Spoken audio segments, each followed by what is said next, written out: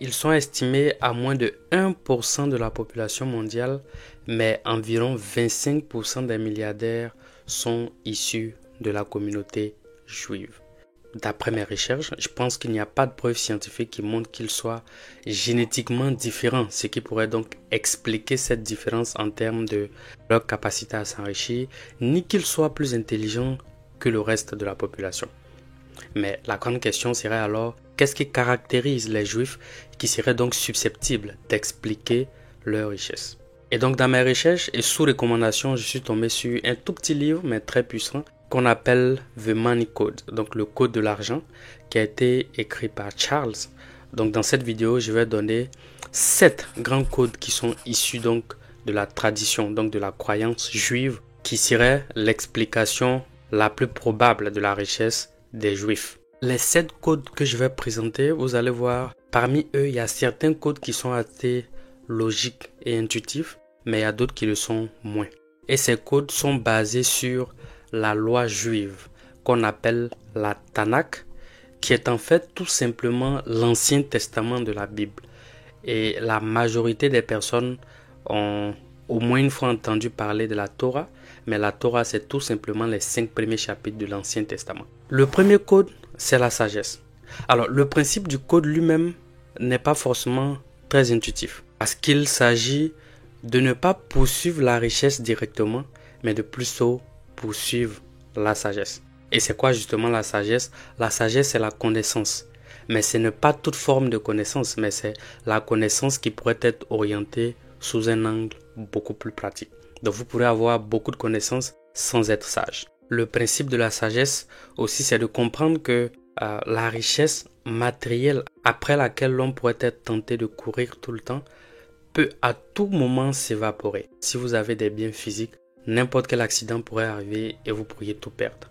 Alors que si la sagesse vous reste, vous allez trouver forcément les ressources nécessaires pour faire revenir cette richesse. Ce principe est clairement énoncé dans Proverbe 23, versets 4 à 5.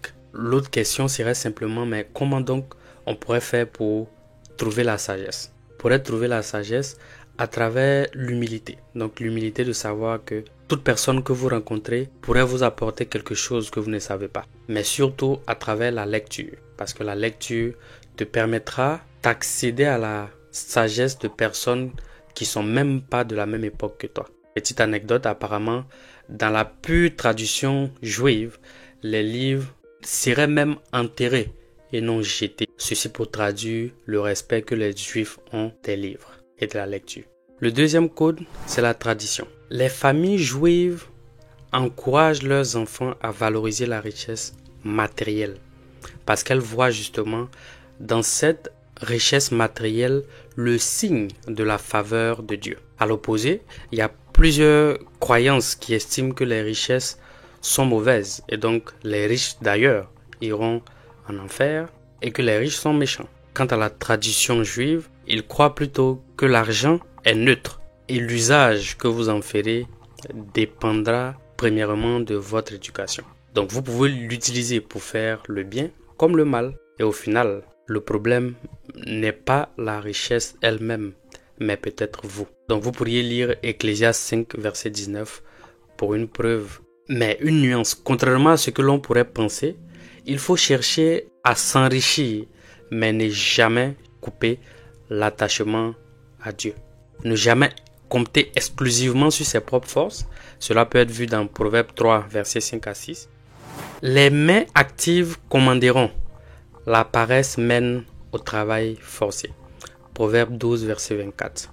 Donc le code 3, c'est justement le travail. Il faudrait travailler surtout énormément pendant sa jeunesse pour se libérer du temps après. Mais donc en plus de travailler dur, il faut aussi pouvoir s'orienter. Donc le choix de l'activité professionnelle pourrait aussi avoir une grande incidence sur votre richesse. L'objectif n'est pas forcément d'être entrepreneur parce que l'entrepreneuriat n'est pas forcément fait pour tout le monde. Mais tout au moins tout le monde peut être investisseur ou encore choisir une carrière en fonction de ses compétences et qui va payer assez bien. Bien que plusieurs grandes entreprises que vous connaissez aient été fondées par des juifs tels que Google, Facebook, Microsoft, Dell, Disney, etc. Mais ceux qui ne sont pas entrepreneurs vont s'orienter justement vers des carrières qui sont très lucratives.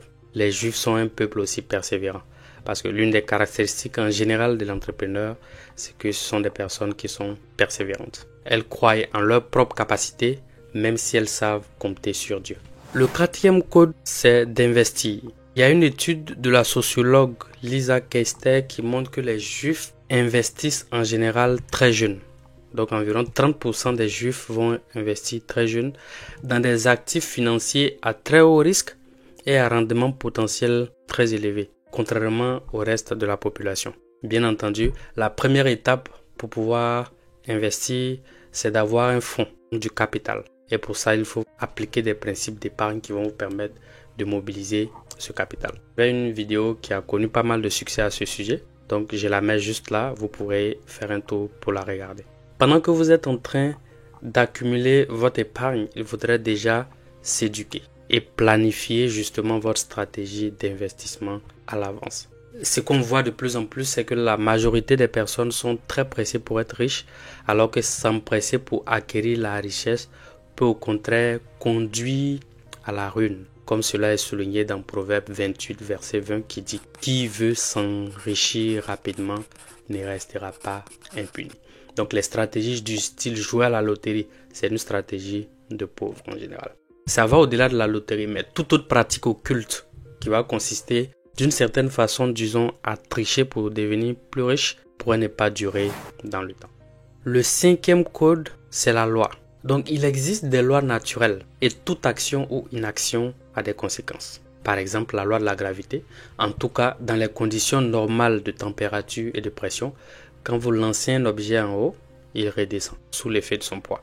C'est un peu, pour ceux qui connaissent les 10 commandements, c'est vraiment dans le sens donc des 10 commandements. Le sixième code et le septième code sont aussi un peu moins intuitifs. Donc le sixième code, c'est la dîme. Donc il consiste à donner 1/10 de son revenu aux pauvres, à la maison de Dieu. Et en général, dans la tradition juive, ce qui est recommandé, c'est de donner les prémices. C'est-à-dire, dès que vous avez votre salaire, la première portion de l'argent que vous avez, vous le dédiez à la dîme. Donc 10% que vous donnez aux pauvres et à la maison de Dieu pour que rien n'y manque. Le septième et dernier code, c'est la charité, qui est un peu lié à la dîme aussi. Et la logique de la charité serait de, qu'en donnant aux pauvres, c'est en fait à celui qui a créé la nature, donc à Dieu, qu'on fait service. Parce que personne ne rencontre Dieu physiquement comme ça. Et il va plus loin dans le livre en disant que même celui qui vit par la mendicité devrait être aussi charitable, devrait donner quelque chose parfois en retour. C'est vraiment un principe par lequel la richesse s'accumule. Les Juifs donneraient entre 20 et 30% de leurs revenus en activités caritatives. Mais en même temps, dans leur tradition, il leur est interdit de donner la totalité de leur richesse. Tout simplement pour ne pas se retrouver pauvres. C'est un livre que particulièrement je recommande à tous ceux qui ont la possibilité de le lire. Ça s'appelle The Money Code et c'est un livre très court, environ une 60aine de pages.